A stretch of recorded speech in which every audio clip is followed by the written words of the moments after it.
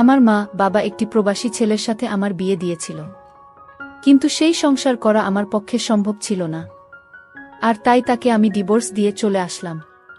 বাড়িতে আসার পর 50 বছর বয়সী একটা লোক আমাকে পায়েস খাইয়ে অজ্ঞান করে ফেলে।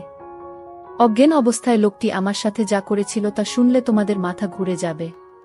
তাহলে মূল ঘটনাটি বলি। 35 বছর বয়সী প্রবাসী ছেলের সাথে যখন আমার বিয়ে হয় তখন আমার বয়স তার অর্ধেক। খুব বিপদে পড়ে বিয়েটা করেছিলাম, কিন্তু আমার সাথে এমনটা ঘটবে কে জানে। মনে করেছিলাম বিয়ে করলে হয়তো ভালো একটা পরিবেশ পাব, যেখানে আমি সুখে থাকতে পারব, কিন্তু যেটা ভেবেছিলাম সেটা ভুল ছিল। এক নরক থেকে মুক্তি পেয়ে আমি যে আরেক নরকে গিয়ে পড়েছিলাম এটা বুঝতে আমার 2 দিন সময় ও দরকার পড়েনি। স্বামী নামের একটা কীটের হাতে এসে পড়েছিলাম আমি। জানি না কোনো স্বামী তার সদ্য বিয়ে করা বুকে সবসময় গালিগালাজ করে, কিন্তু সেদিন কোনো অপরাধ না করেও আমাকে প্রচুর বকা শুনতে হয়েছিল। 20 দিনের ভয়াবহ দিন কাটানোর পর আমার স্বামী যখন বিদেশ চলে গেল তখন একটা দীর্ঘ স্বস্তির নিঃশ্বাস ফেলেছিলাম, এই ভেবে যে অন্তত কারো বকা আর মায়ের খাওয়া লাগবে না। কিন্তু আমার ভাগ্য যে আমার জন্মের পর থেকেই আমার বিপক্ষে সেটা আমার মনে ছিল না। উনি যাওয়ার পর থেকেই আমার দেবর আর আমার নন্দের বড় ছেলে আমাকে খারাপ নজরে দেখতা। আমি বুঝতে পারছিলাম নন্দের ছেলে আমার সাথে কি করতে চায়। আমাকে প্রতিদিন বিভিন্ন বাজে কথা বলতো। আমার শাশুড়িকে জানালাম বিষয়টা, কিন্তু ওই যে রসুনের প্রত্যেকটার মুখ এক জায়গাতে থাকে, এরাও ঠিক তেমন। আমি অভিযোগ করার পর থেকে আমার উপর অসম্মানের মাত্রা বেড়ে গেল। সবচেয়ে বেশি আশ্চর্য হতাম যখন আমার নন্দের ছেলে আমার সাথে বাজে বকত। শাশুড়িকে জানানোর পর যখন কোনো কাজ হলো না, সিদ্ধান্ত নিলাম আমার স্বামীকে বিষয়টা জানাবো, কিন্তু সেটাও হলো না। আমার ফোন কেড়ে নেওয়া হলো। আমাকে হুমকি দেয়া হলো, যদি তার ছেলের কানে কিছু যায় আমার খবর খারাপ হবে। মুখ বুজে সহ্য করা ছাড়া আমার কোনো উপায় ছিল না। আমার জায়ের সাহায্য নিয়ে আমার স্বামীকে আমি সব জানালাম, কিন্তু তাতেও কোনো লাভ হলো না। উল্টো আমার স্বামী সুমন আমাকে দুশ্চরিত্রা বানালো, আর যত রকমের বাজে কথা আছে সব শুনিয়ে দিল আমাকে। সেদিন সারাদিন রাত আমি কান্না করেছিলাম। যে সংসারে স্বামীর কাছে বউয়ের কোনো মূল্য থাকে না, সেই সংসারে থাকা আর না থাকা সমান। তবুও মুখে কুলুপ এঁটে অত্যাচার সহ্য করে যাচ্ছিলাম।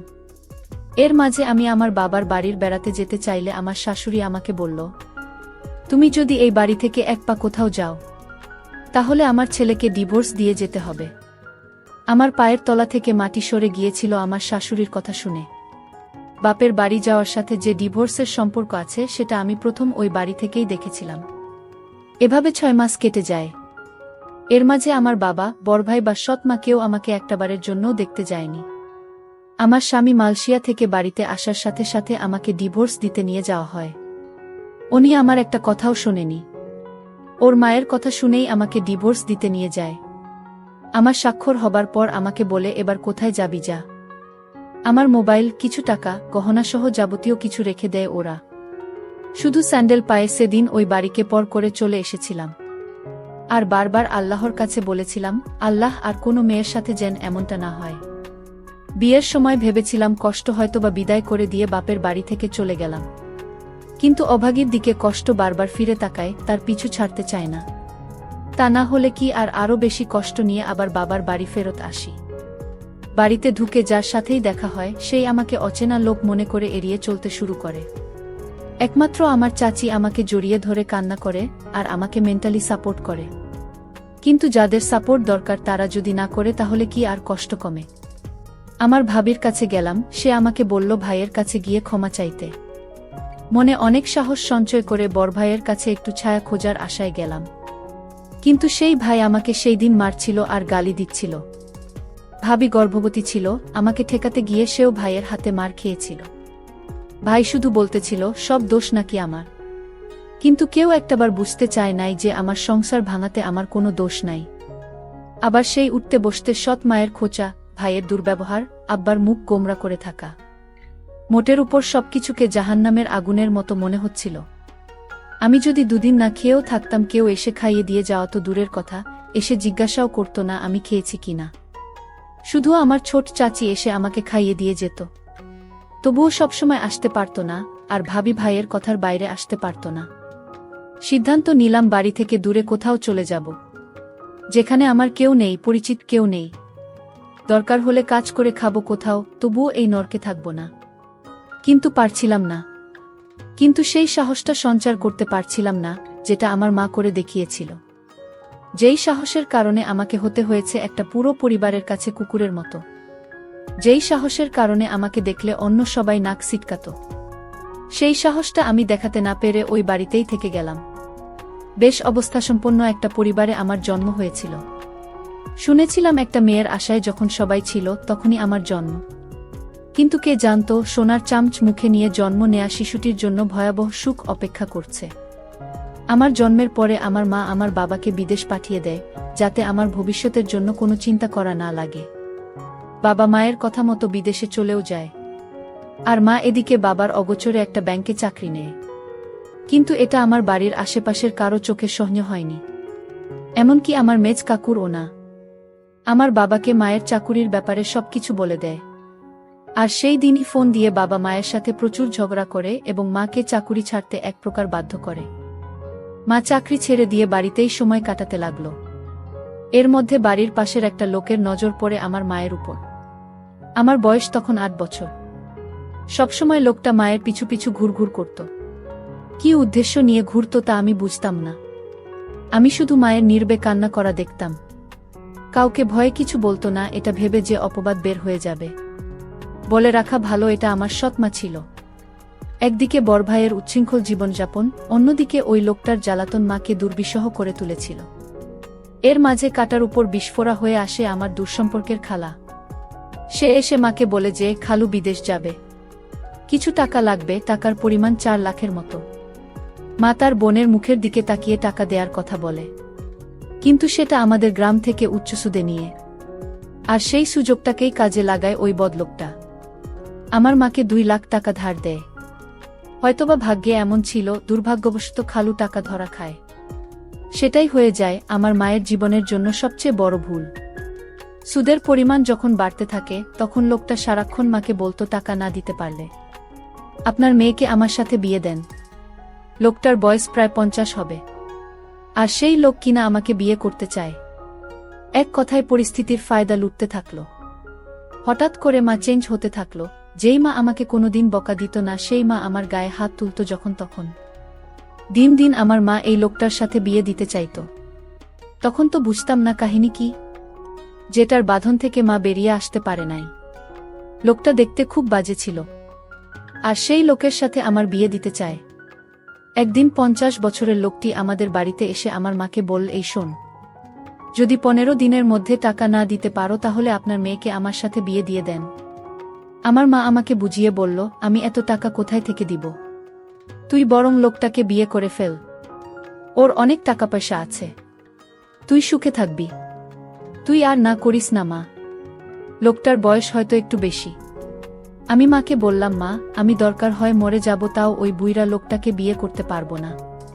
আমি মনে মনে সিদ্ধান্ত নিলাম আমি এই বাড়ি থেকে পালিয়ে যাব। কিন্তু পালিয়ে কোথায় গিয়ে থাকবো, কার কাছে যাব? কিন্তু আমি পালিয়েও যেতে পারলাম না। যেদিন ঘর থেকে পালাবার চেষ্টা করছিলাম, সেই দিন ঘর থেকে বাহির হওয়ার সময় মা দেখে ফেলে।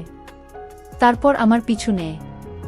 আমি যখন একটা সিএনজিতে উঠলাম, আর সেই সিএনজিতে বসা ছিল সেই লোকটা যার সাথে আমার বিয়ে হবার কথা। লোকটার নাম শুনেছিলাম আকবর আলী। সেই আকবর আলী আমাকে দেখে ধরে ফেলে এবং বাসায় নিয়ে যায়। বলে রাখা ভালো যে মা এই 50 বছর বয়সী আকবর আলীর সাথে বিয়ে দিতে চাইছে। সে আসলে আমার আপন মা না, সে আমার সৎমা। আর সৎমা বলেই এরকম একটা 50 বছর বয়সী লোকের সাথে আমার বিয়ে দিতে চাইছে। তাছাড়া ঋণ পরিশোধ করতে আমাকে তার সাথে বিয়ে দেওয়া হচ্ছে। যাই হোক, আমাকে সিএনজি থেকে লোকটা ধরে বাড়িতে নিয়ে আসলো আর বলল, শোন, আমার কিসের অভাব? আমার সাথে বিয়ে হলে তোর সমস্যা কি? আমি লোকটিকে বললাম, দেখুন, আপনি আমার বাবার বয়সী, আপনি আমাকে এখান থেকে চলে যেতে দিন। আমি এখানে থাকবো না আর আপনাকে বিয়ে করতে পারবো না। দরকার হয় মরে যাবা, তাও আপনার সাথে আমার বিয়ে হবে না। লোকটি আমার কথা শুনে আমাকে জোরে একটা তাপ্পড় মেরে বলল, এই মেয়ে, কি ভাবছিস তুই? আমার টাকার কি সুতা নাই? তোর মা যদি 1 সপ্তাহের ভিতরে টাকা ফেরত না দেয় তাহলে তোর অবস্থা খুব খারাপ হয়ে যাবে। হঠাৎ লোকটির ব্যবহার পরিবর্তন হতে শুরু করল। লোকটি বলল, শোন মা, আসলে আমি ভুল করেছি। তুই আমার মেয়ের মতো। আজ যদি আমার একটা মেয়ে থাকতো তাহলে আমি কি এরকম একটি লোকের হাতে তুলে দিতে পারতাম? লোকটির পরিবর্তন দেখে আমার মনের ভিতর সন্দেহর সৃষ্টি হলো। লোকটি হঠাৎ এরকম পরিবর্তন হলো কেন? এই বিষয়টা নিয়ে আমি অনেক চিন্তিত হলাম। লোকটি আমার জন্য নিজ হাতে রান্না করে আমার জন্য খাবার নিয়ে এলো। আমি বললাম, আমি খাবো না, আমাকে এখান থেকে যেতে দিন, আমি এখানে থাকতে চাই না, এখানে আমার দম বন্ধ হয়ে আসছে। আকবর আলী তখন আমায় বলল, ঠিক আছে, তুই যেখানে যেতে চাস সেইখানেই তোকে যেতে দিব, কিন্তু আজ রাতটা আমার বাসায় থেকে যা। আমি কথা দিচ্ছি কাল সকালে আমি তোকে আর আটকাবো না, আমি তোকে বিদায় দিয়ে দিব। তুই যেখানে যেতে চাস সেইখানেই যাবি। আমার মনের ভিতর আরও সন্দেহর সৃষ্টি হলো, আজ রাত থাকার কথা বলছে কেন?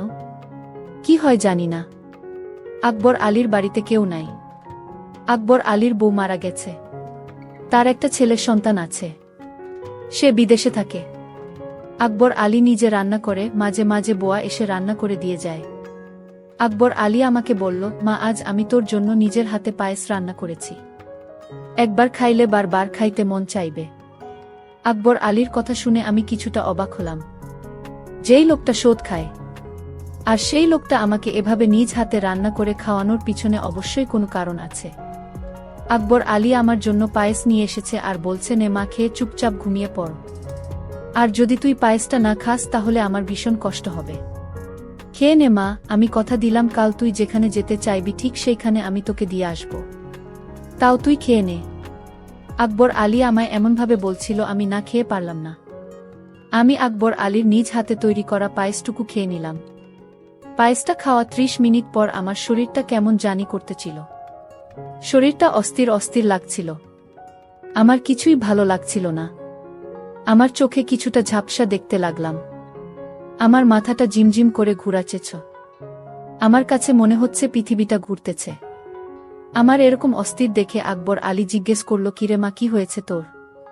যেই লোকটা 2 দিন আগে আমাকে তার ঘরের বউ হিসেবে দেখতে চায়, আর সেই আকবর আলী আমাকে নিজের মেয়ে বানিয়ে ফেল, এটা আমার কাছে কেমন জানি অদ্ভুত ব্যাপার মনে হলো। যাই হোক, পায়েস খাওয়ার পর থেকে আমার মাথাটা কেমন জানি ঘুরাচ্ছে, প্রচুর ঘুম পাচ্ছিল। আমি হঠাৎ বিছানায় শুয়ে পড়লাম। আমি ঘুমিয়ে পড়লাম। এরপর আমার সাথে যা ঘটেছিল তা শুনলে তোমাদের হুঁশ থাকবে না। আমি যেন অজ্ঞান অবস্থায় ঘুমিয়ে পড়লাম। আমার কোনো হুঁশ ছিল না। তারপর আকবর আলী আস্তে করে আমার রুমে আসলো আর আমার বিছানায় বসল। আকবর আলী এক অদ্ভুত আচরণ করল ঘুমের ঘরে। আমি স্বপ্নে দেখতে লাগলাম আকবর আলী আমার কাছে আসছে, আর আকবর আলীর হাতে বিশাল বড় একটা হাতুড়ি দিয়ে আমাকে মারতে আসলো। আর এই স্বপ্ন দেখে আমি বিছানা থেকে লাফ দিয়ে উঠে পড়লাম। উঠে দেখি রুমে কেউ নাই, তবে আমাকে কেমন জানি এলোমেলো লাগছে। মনে হচ্ছে আমার ঘরে কেউ আসছিল। আমি বিছানায় একটা ঘড়ি দেখতে পেলাম, আর সেই ঘড়িটি আকবর আলীর হাতে ছিল। আমি ভালো করে লক্ষ্য করলাম এটা আকবর আলীর হাতে ছিল, কিন্তু দরজা তো ভিতর থেকে লক করা, তাহলে আমার রুমে কেউ ছিল না। তাহলে আমি কি বাজে স্বপ্ন দেখছি? আর সেই স্বপ্নে আমার ঘুম ভেঙে গেল। আকবর আলী আমার রুমে না আসলে তাহলে কে আমার রুমে আসলো? আর ঘড়িটি তো আকবর আলীর। তাহলে আকবর আলী কি আমার রুমে এসেছিল? আমি রুম থেকে বের হয়ে দেখলাম আকবর আলী নামাজ পড়তে লাগলো। আমি আকবর আলীকে দেখি ভীষণ অবাক হলাম। আমি দাঁড়িয়ে থেকে তার নামাজ দেখলাম। নামাজ শেষে হলে আমি তার কাছে গেলাম এবং বললাম, দেখুন, আজ রাতে আমার রুমে কে আসছিল আমি বুঝতে পারছি না। তারপর আকবর আলী বলল, আরে বোকা মেয়ে, তোমার রুমে আবার কে আসবে? তুমি হয়তো দুঃস্বপ্ন দেখছ। তাহলে আমার বিছানায় আপনার ঘড়ি কি করে এলো? কই, ঘড়ি তো আমার হাতে, তাহলে এটা কার ঘড়ি? ও বুঝেছি মা, আমার ছেলে 2টা একরকম ঘড়ি নিয়ে আসছিল বিদেশ থেকে। আর তুমি যে রুমে থেকেছ সেই রুমে আমার ছেলে থাকতো, সে হয়তো ভুল করে ঘড়িটা ফেলে রেখে চলে গেল। আচ্ছা মা, আমি তোমার জন্য একজন পাত্র ঠিক করেছি। আমি তোমাকে তার সাথে তোমাকে বিয়ে দিব। তোমার মায়ের সাথেও আমার কথা হয়েছে। আমার তো কোনো মেয়ে নেই, আর আমি তোমাকে আমার মেয়ে করে নিলাম। আর তুমি গতকাল রাতে যা দেখছো সবই দুঃস্বপ্ন মা। তারপর আকবর আলী আর আমার মা আমার জন্য সেই সুমন ছেলেটিকে নির্ধারণ করল। আমি আকবর আলীকে বাবা বলে ডাকলাম। বাবা, আসলে আমি তোমাকে ভুল বুঝেছিলাম। তোমার মতো এমন মানুষ এ যুগে পাওয়া বড়ই কঠিন। তারপর আকবর আলী বাবা আমার বিয়ের সমস্ত খরচ বহন করে আমাকে সুমনের সঙ্গে বিয়ে দিয়ে দিল। কিন্তু কথায় আছে না, অভাগীর কপালে কি আর সুখ সয়। আমি তাকেও ডিভোর্স দিয়ে চলে আসলাম, কারণ এই পরিবারটি ভালো ছিল না। তাই বাড়িতে আসার পর কেউ আমাকে আশ্রয় দেয়নি। তাই এখন ঢাকা শহরে নিজে চাকরি করে নিজের পেট চালাই। জানি না তারপর আমার কপালে কি হয়। আজকের গল্পটি এখানেই শেষ করলাম। যদি গল্পটি ভালো লাগে তাহলে চ্যানেলটি সাবস্ক্রাইব করে পাশে থাকবেন। ধন্যবাদ।